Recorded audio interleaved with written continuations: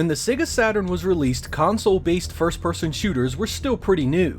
We had seen ports of the popular PC stuff by this point, but the genre was definitely in its infancy, so pretty much anything that showed up was interesting just because it was still so new. In the first few years the Saturn was on the market, we got some middling games that were okay, but far from being what I'd call must-own software. Then on Halloween Day in 1996, Powerslave was released in the United States. It was developed by an upstart developer called Lobotomy Software, and took everything I had known about the genre and turned it on its head. In this episode, we are going to take a look at it and why I think it's one of the system's very best games. I hope you guys enjoy Powerslave for the Sega Saturn.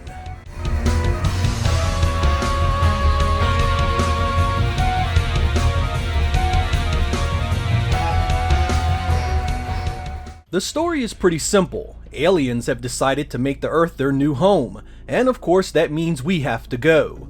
You and your team of commandos are sent in to whoop ass, but are shot down and your comrades faded. It's up to you now to find the items you need to stop the invasion. You have no hope of doing this alone, so King Ramses himself rises from the grave and helps guide you. The entire game takes place around Karnak, an Egyptian city that is under control of the hostile forces. As you find your way around, King Ramses will give you hints as to your next course of action, where you need to go, and what you need to be on the lookout for. Pay close attention because it's real easy to get lost and not understand where to go next.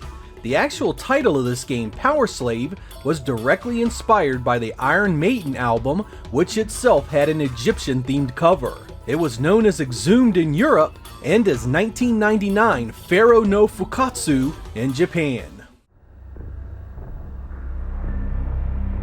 Welcome, mortal. I am King Ramses. When my body was laid to rest here, my name was not forgotten, and my spirit was blessed in the realm of the dead. The gameplay of Powerslave is one of its most unique traits. Unlike most first-person shooters of the time, you simply don't just run around blasting enemies and looking for switches and keys.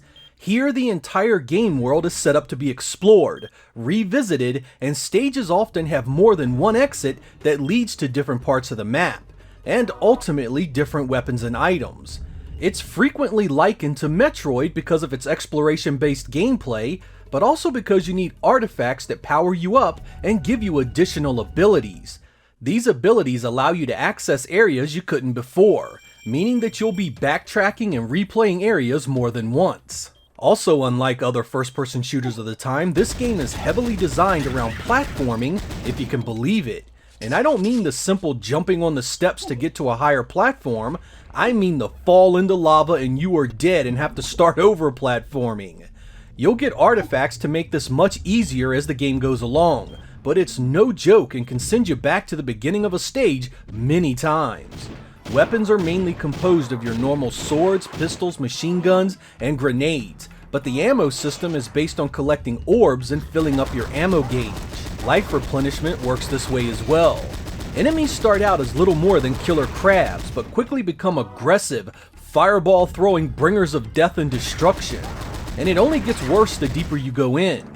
There are even tons of underwater areas you have to explore and deal with, which plays host to its own enemies that need to be dealt with.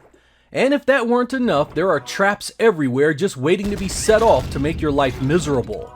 You also need to collect transmitter pieces if you hope to see the best ending. All in all, with the way it's set up for you to explore, find power-ups, re-explore, and deal with its many environmental dangers, it sits well above the other games in the genre at the time.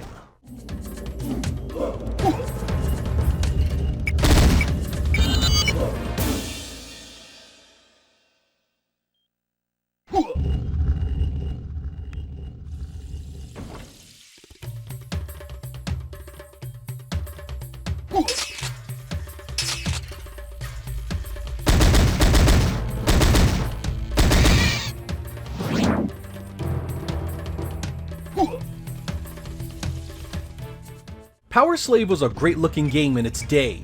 The fully 3D engine was built by what Lobotomy Software called the Slave Driver engine, and used the Saturn's hardware in a very unique way. One of the Saturn CPUs was used to handle the sprites, floors, and ceilings, while the second CPU was used to do the walls. A robust lighting engine was put into place to handle explosions and the effects of the various weapons. It was a great running game for the most part, though some of the bigger areas could drop the normally smooth 30 frames per second down to around 20 or so. There was a fair amount of variety in the textures as well. From swamps, lava pits, and water layers, each stage had its own defining look and architecture. The only real thing I can honestly say looked bad was the surface of the water, which used a giant mesh effect that looks pretty terrible even on a CRT. Fortunately, once you jump into the water, the effect is improved dramatically, so the eyesore is usually temporary. The real standout though is the lighting effects. It's dramatized heavily for visual appeal, and one of the standout and coolest looking uses of lighting on the system. It's even better when you get a room full of bad guys and the effect is popping off in multiple parts of the screen.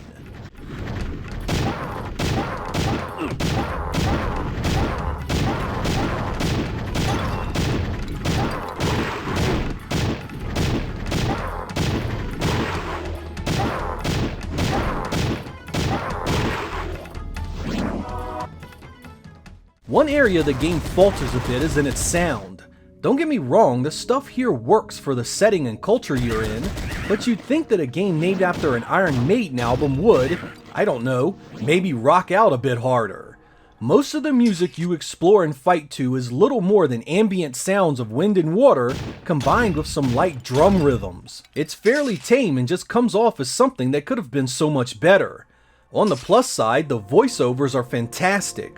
Lobotomy Software got movie trailer voice legend Don LaFontaine to do the story segments, and the voice of King Ramses sounds suitably epic. The villager told horrifying stories of fierce alien creatures that invaded the city, devoured the women and children, and made slaves of the men. Many of the unfortunate victims were skinned alive or brutally dismembered. Others were subjected to unbearable tortures, injected with strange substances, and then mummified while still alive. Hidden away inside Powerslave is a multiplayer game called Death Tank. This is for the most part a visually simpler version of the classic Worms strategy game. At the beginning of each match, you and your foes, which can be up to 6 players, are dropped into a randomly generated area and must try to destroy one another. As you gain points, you get access to weapons and abilities. While it looks as simple as a game can be, the strategy and gameplay can be quite robust, and matches between competent players really entertaining. It's a great distraction after you finish beating the main game.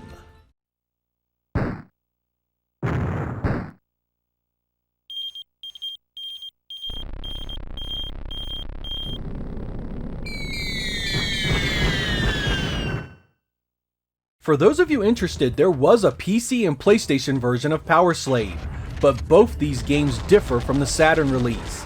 The PlayStation version has different stage designs and a frame rate that fluctuates more harshly, often seeing it jump around between 20 and 60 frames per second wildly in the more open and complicated areas. While the lighting engine is generally more natural in the environment itself, this version lacks the cool, exaggerated lighting in the Saturn release. It's so toned down it's like a completely different effect. I still like this version and think it's very much worth playing, but the Saturn version is the better overall game, though I do admit a tiny bit of bias here.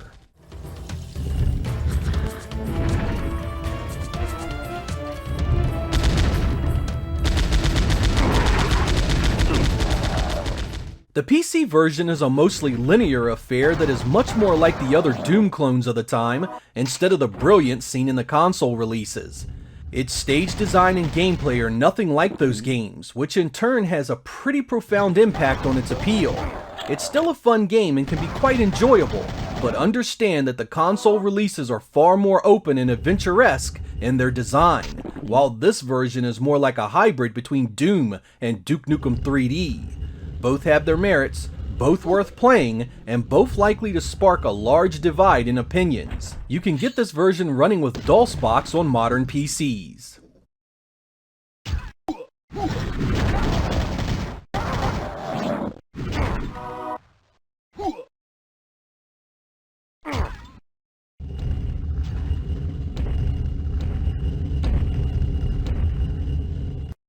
Taking all the elements of its design and considering its release year of 1996, you cannot help but be impressed by what Lobotomy Software accomplished here. They made a Metroid game in 3D on a system that supposedly couldn't do such an engine any justice. While most first-person shooters at the time were completely content with having you locked to the ground and looking for keys, Powerslave had you jumping across lava pits, swimming through underwater caverns, and even flying through the air. Its many weapons and artifacts added gameplay additions that went well above and beyond your typical Doom clone. Slave Driver would go on to be modified and evolved to run both Duke Nukem 3D and Quake, both done by Lobotomy Software as well. Unfortunately, Lobotomy was acquired by Crave Entertainment in 1998, who for some unknown reason stuck them making a freaking gambling game for the Nintendo 64. That game was never finished, the studio was closed, and its employees let go, ending that talented group's tenure in the industry.